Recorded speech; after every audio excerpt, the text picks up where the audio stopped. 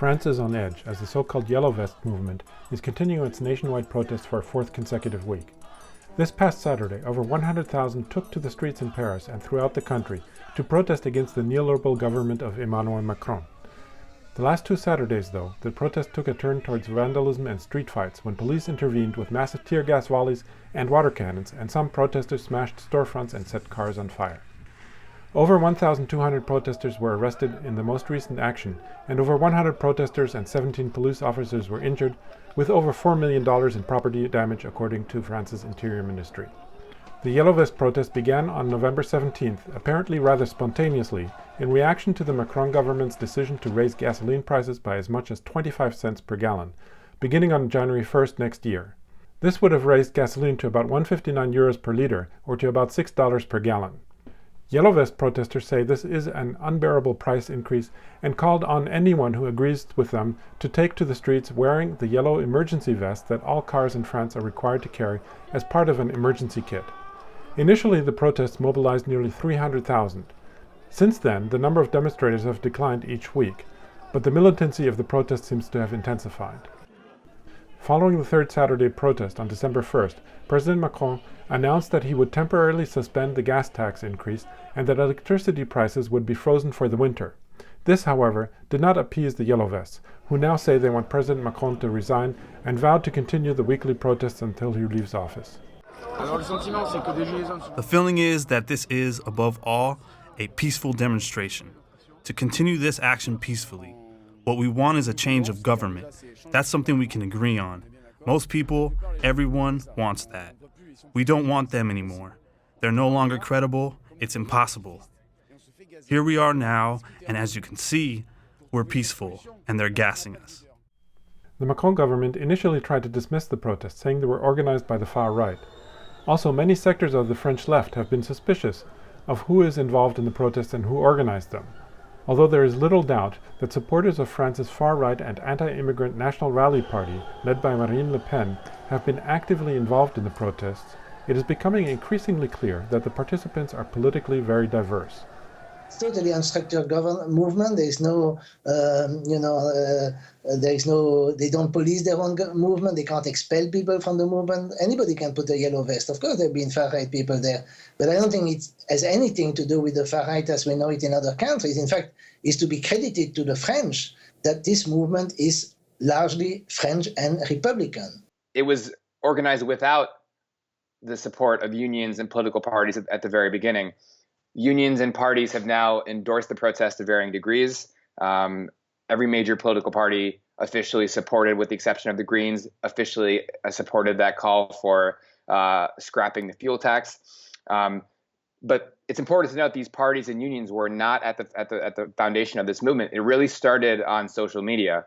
It started as a grassroots movement of people that were really upset about this question of the fuel tax.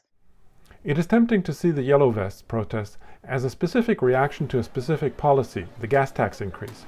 But most analysts seem to agree that it goes far beyond this policy. Rather, the gas tax was just the latest policy in a whole series of policies in which France has been gradually dismantling the welfare state by defunding its national healthcare system, its school system, and its rail system.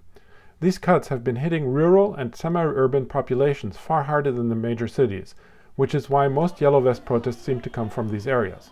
The people that are protesting, the Yellow Vests, are people that are not the traditional kinds of people that protest in France. They're coming from rural parts of the country. They're coming from what's known as the peri-urban areas of the country, which means the kind of outer bands of the suburbs and metropolitan areas, parts of the country that have suffered a lot from budget cuts, from a freeze or disengagement of public investment.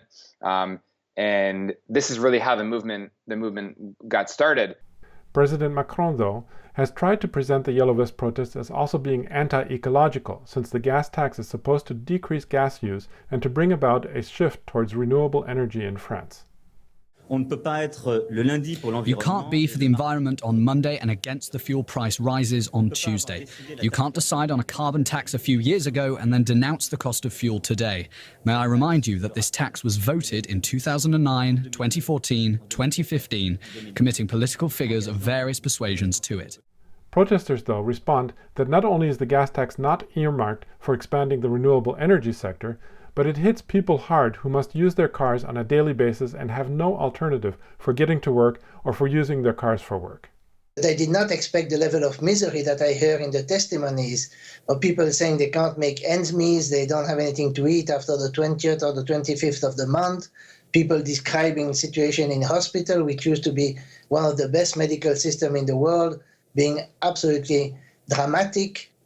Waiting lines, all these things. It's just unbelievable how much France seems to have been destroyed. And I think the problem is not Macron. Macron, of course, was speaking publicly like the elites are speaking privately by showing utter contempt for the people.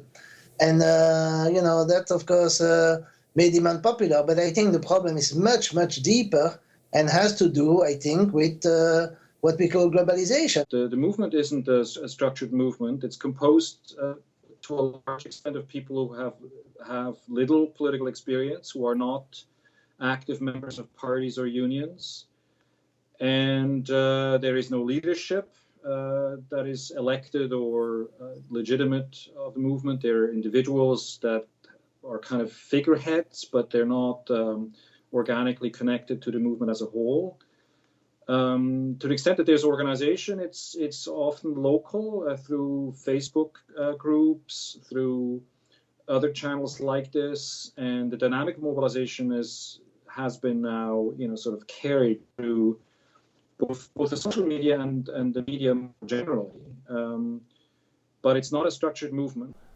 Meanwhile, some of France's political parties are beginning to recognize the importance of the Yellow Vest movement and are trying to get in on the action. The far-right National Rally Party of Marine Le Pen, as well as the leftist France En Baude party of Jean-Luc Mélenchon, are expressing support for the protests. I call once again on the President of the Republic to take into account the suffering that has been expressed, to provide a response, to leave the presidential palace, and to stop stonewalling and locking himself into the Élysée Palace.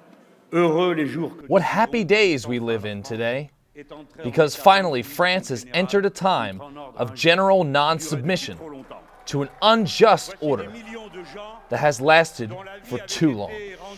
Also, various sectors of France, such as the pro-Communist Party's Union Federation, the CGT, and various students' groups, are calling for strikes and protests against the government now. Even one of France's typically very conservative police unions is expressing support. Exactly where all of this will lead is very uncertain. President Macron made a major announcement on Monday, promising an increase in the minimum wage and tax reductions for pensioners and for overtime work. His Minister of the Interior warned that the protests will negatively impact France's fragile economic growth.